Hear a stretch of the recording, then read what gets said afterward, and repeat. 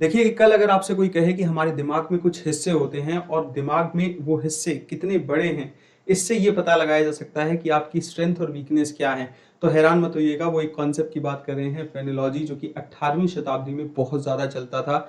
उसके बाद क्रिमिनोलॉजी नाम का एक कॉन्सेप्ट आया जिसमें ये कहा जाता था कि हम क्रिमिनल्स का पता उनकी शक्ल देख के लगा लेते हैं या उनके फीचर्स देख के लगा लेते हैं।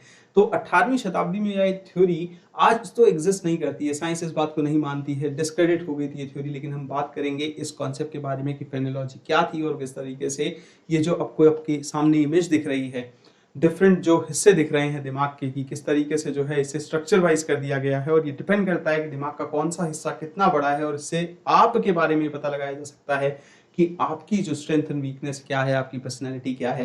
तो अगर आप मुझे अकेडमी पे फॉलो करना चाहते हैं तो ज़रूर कर लीजिए। वहाँ पे 10 बजे रात को रोज़ एक फ्री क्लास होती है, उसमें एनरोल करिए। साथ ही साथ स्कॉलरशिप का टेस्ट आ रहा है 13 तारीख को, 4 बजे इसे लाइव दीजिएगा। आपके पास मौका होगा एक्साइटिंग प्राइजेस जीतने का, स्कॉलरशिप जीतने का अकेडमी के प्लस सब्सक्रिप्शन की। और अगर आप प्लस सब्सक्रिप्शन में मुझसे कॉमर्स और पेपर 1 पढ़ना चाहते हैं तो SGRYT कोड लगाइए, इससे आपको मैक्सिमम डिस्काउंट जो है वो मिल जाएगा 10% का। और उसके अलावा आपके क्रेडिट्स, और यही कोड काम आएगा सभी फ्री क्लासेस को अनलॉक करने के लिए। Coming back to the topic, phenology या क्रेनोलॉजी इसका दूसरा नाम है, जिसे आज एक डिस्क्रेडिट सिस्टम के तौर पे माना जाता है। मतलब कि लोग इसमें अब बिलीव नहीं करते हैं, साइंस ने इसको गलत बताया है। लेकिन इसके पीछे क्या रीजंस थे? 18वीं शताब्दी से 19वीं शताब्दी में ये बहुत चला करता था कॉन्सेप्ट। तो क्या रीजन था कि आप एनालाइज करते हैं एक व्यक्ति की स्ट्रेंथ और वीकनेस को उसके साइज और शेप जो है उसकी स्कल के रीजन्स के।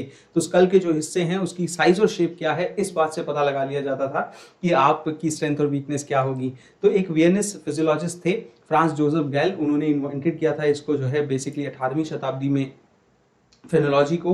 उनके स्टूडेंट हुए स्पर्जिम, और स्पर्जिम के स्टूडेंट हुए कॉम्बे। उन्होंने जो है इसे बहुत ऑल्टर भी किया और पॉपुलराइज भी किया इसे। आने वाले समय में यूरोप और यूनाइटेड स्टेट्स में जो है वो इसे बहुत पढ़ा गया। इस पे कई जो है लोगों ने यकीन किया, कई लोगों ने यकीन नहीं किया, लेकिन पॉपुलर बहुत हुई है। तो फेनोलॉजी के मुताबिक क्या होता है कि हमारे दिमाग में 26 से लेके 40 जो है छोटे छोटे हिस्से होते हैं हमारी स्कल के अंदर, जिन्हें हम ऑर्गन्स कहते हैं। और ब्रेन को एक ऐसा ऑर्गन माना जाता है जो कि सोल होता है हमारे पूरे सिस्टम का। तो ये हमारी मेंटल फैसिलिटीज से भी जो है वो कहीं ना कहीं जुड़े होते हैं। तो जितना बड़ा रीजन होगा तो उतना ही जो है रेस्ट ऑफ द स्कल के मुकाबले, तो गैल ये बिलीव करते थे कि उतना ही ज्यादा आप उसे यूज करते हैं। मतलब कि दिमाग का जो सबसे बड़ा हिस्सा है, जैसे आप ये देखेंगे तो आपको यहाँ दिखेगा कि दिमाग का कौन सा हिस्सा है। अब यही हिस्सा मान लीजिए कि जैसे यहाँ पे लिखा है कि रिफ्लेक्टिवनेस में अग्रीएबलनेस की, आप कितना अग्री करते हैं लोगों से। तो ये जितना बड़ा होगा, इतना अगर पोर्शन होगा अग्रीएबलनेस का, तो उतना ही ज्यादा आपके अंदर ये ट्रेट होगा कि आप अग्री करेंगे लोगों से। तो ये थ्योरी थी। और गाल ने जब इसे इन्वेंट किया था तो यही कहा था कि जो रिलेटिव स्कल के मुकाबले जो रिलेटिव पोर्शन है आपका, कितना बड़ा हिस्सा है उस चीज को प्रेजेंट करने वाला, उतना ही ज्यादा आप उसको यूज करते होंगे। और ये थ्योरी जो है वो आई थी फेनोलॉजी में। तो गैल ने जब इसके जो है थ्योरी को दिया तो 4 इसके पीछे फंडामेंटल प्रिंसिपल्स बताए जो कि इस पूरी रिसर्च को गाइड करते हैं। और ये रिसर्च बहुत मानी भी गई थी उस जमाने में। तो मॉरल और इंटेलेक्चुअल क्वालिटीज वो कहते थे कि बाय बॉर्न होती है इंसान में, लेकिन जो फंक्शनिंग होती है ना किसी की, कि मॉरल और जो है इंटेलेक्चुअल सिस्टम को इंसान चलाता कैसे है, ये कहीं ना कहीं डिपेंड करता है ऑर्गन पे और बॉडी के स्ट्रक्चर पे। तो ऑर्गन और बॉडी के स्ट्रक्चर पे डिपेंड करता है कि आप अपनी मॉरल एबिलिटीज का इस्तेमाल कैसे करते हो। तो ब्रेन जो है is the organ that contain all of someone's mental facility. तो ब्रेन एक ऐसा ऑर्गन है जो लगभग सारी मेंटल फैसिलिटीज को अपने साथ लेके आता है, टेंडेंसी को साथ लेके आता है, फीलिंग्स को साथ में लेके आता है। इसीलिए ब्रेन को ऑर्गन ऑफ द सोल कहा जाता है। तो ब्रेन कंपोज होता है कई सारे ऑर्गन से, जो फैकल्टीज, टेंडेंसीज और फीलिंग्स जो है वो बन जाती हैं। और ये जो 4 थे ना काफी कंट्रोवर्शियल रहे उस टाइम पे। लेकिन जो सेकंड और थर्ड आपको यहाँ पे प्रिंसिपल्स दिख रहे हैं, ये मॉडर्न थ्योरी भी है। ब्रेन लोकलाइजेशन की जो मॉडर्न थ्योरी है वो इस बारे में बिलीव करती है कि ब्रेन जो है वो सोल होता है ऑर्गन्स का, और इसी से कई सारी चीजें जो है वो चलती हैं। तो ये बात जो है पूरी तरीके से नहीं जुटलाई जाती है इनके 4 फंडामेंटल प्रिंसिपल्स की। फिर अगर आप देखेंगे तो इस तरफ आपको दिखेगा कि हमारी स्किल को ना स्कल को 26 हिस्सों में बांटा गया है, जिसमें कि लिखा है कि आप में कितना इंस्टिंक्ट है रिप्रोड्यूस करने का। पेरेंटल लव का एक सेक्शन है, एक सेक्शन है फिडेलिटी का, एक सेक्शन है सेल्फ डिफेंस का, एक सेक्शन है मर्डर का, एक सेक्शन है कनिंगनेस का, एक सेक्शन है सेंस ऑफ प्रॉपर्टी का, प्राइड का, एम्बिशन का, vanity, causation, educational adeptness, sense of location, memory, verbal memory, language, colour perception, musical talent, arithmetic, counting and time, mechanical skill, wisdom, metaphysical lucidity, causality and sense of influence, poetic talent, good nature, compassion, moral sense, mimic and sense of god and religion. और ये हिस्से बटे हुए हैं इन सारे portions में। जैसे यहाँ मेटिवनेस का हिस्सा है, यहाँ पेरेंटल लव का हिस्सा। और ये कहा जाता है कि जितना बड़ा ये हिस्सा होगा, किसी के ब्रेन में जितना हिस्सा जो है आप ये ज़्यादा जगह घेरता होगा रिलेटिव ओवरऑल पूरी स्कल के मुकाबले, उतना ही उस इंसान की वो करने की टेंडेंसी ज़्यादा होती है। तो फेनोलॉजिस्ट मेजर करते थे स्कल को एंड यूज़ करते थे बम्प्स को स्कल के अंदर, जो बम्प्स होते हैं मतलब छोटे-छोटे खड्डे आप ये कह सकते हो जहाँ जगह बनती है, और फिर वो डिटरमाइन करते थे कॉग्निटिव और साइकोलॉजिकल कैरेक्टरिस्टिक्स लोगों के। और गाले मानते थे कि जो माइंड है वो 26 डिस्टिंक्ट ऑर्गन्स में बटा हुआ है और जो है कनेक्टिव व्हाइट मैटर है उनके बीच में, और फिर जो है वो ये रीजन्स जो है इस तरीके से स्पेसिफाई कर दिया करते थे।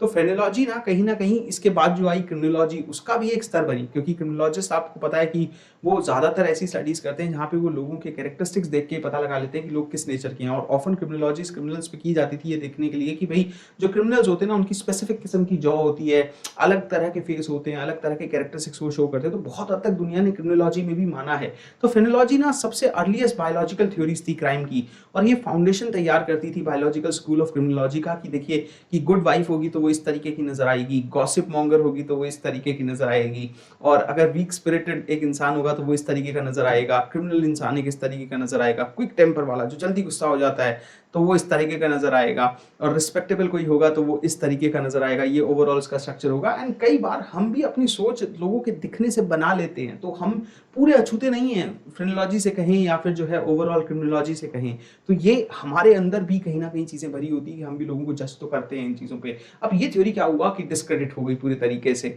Even at the height of its popularity, जब ये बहुत पॉपुलर थी इन द अर्ली 1800s, तो फेनोलॉजी जो है वो बड़ी कॉन्ट्रोवर्शियल रही, क्योंकि लोग ना इसे मॉडर्न साइंस तो हमेशा से डिस्क्रेडिट करती हुई आई, और सूडो साइंस ने भी जो है इसलिए ऑलमोस्ट एक साइंटिफिक थ्योरी के तौर पर जो है डिस्क्रेडिट ही किया, नहीं माना। क्योंकि अपने समय में फेनोलॉजी को ये क्रिटिसिज्म अक्सर मिलता था कि फेनोलॉजिस्ट ना कभी एबल नहीं हुए आइडेंटिफाई करने के लिए मेंटल ऑर्गन्स में कितने हिस्से हैं, कंप्लीटली कितने हिस्से हैं, और ये बहुत डिफिकल्ट है कि कौन सा हिस्सा कहाँ पे है, कौन से हिस्से की जो है वो साइज क्या है। तो इन्होंने जितने भी अपने एक्सपेरिमेंट्स किए थे तो वो पिजन्स पे किए, इसीलिए कहा जाता है कि देखिए एनिमल क्वालिटी हमारे अंदर कितनी ज्यादा है। पिजन्स पे ये जो है एक्सपेरिमेंट उनको मार मार के किए जाते थे, और ये उसमें देखा गया कि जो लॉस ऑफ पार्ट्स है ऑफ द ब्रेन, इधर तो no loss of function or loss of a completely different function that would have been predicted by phenology। तो हुआ क्या कि जब उन्होंने कबूतरों को मारा और फिर जो है उन पे ये चीजें चेक की या उनकी स्कल के ऑपरेशंस किए, देखना चाहा कि भाई उनकी स्कल के अंदर कौन से ऐसे पोर्शंस है, तो क्योंकि ये लोग तो कहते थे कि भाई हर चीज के लिए एक डिफरेंट पार्ट होता है, डिफरेंट सेक्शन होता है, और कौन सा हिस्सा कितना बड़ा होगा उतना ही ज्यादा आपकी वो करने की टेंडेंसी होगी।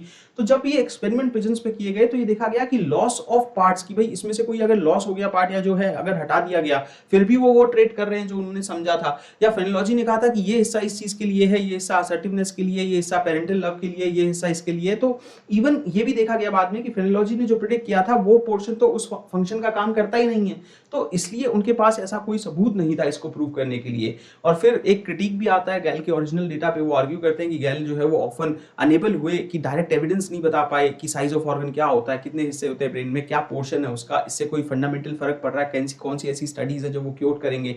तो उनकी ऑब्जर्वेशंस हमेशा लिविंग ऑर्गेनिजम्स पे ही थी, तो इससे अंदर के स्ट्रक्चर का कैसे उन्होंने पता लगा लिया। और ऑफन ये करते। सो आई होप कि आपको ये लेसन इंटरेस्टिंग लगा होगा और आपने कुछ नई चीज जानी होगी। Do share this class with other people, क्योंकि फेनोलॉजी और क्रिमिनोलॉजी हमारे रिसर्च में टीचिंग एप्टीट्यूड में एक टॉपिक के तौर पे पूछी जाती है। शुक्रिया, अपना ख्याल रखिए। Do subscribe the channel, hit the bell icon, ताकि आपको ऐसे इंटरेस्टिंग वीडियोस रोज मिलते रहें। शुक्रिया।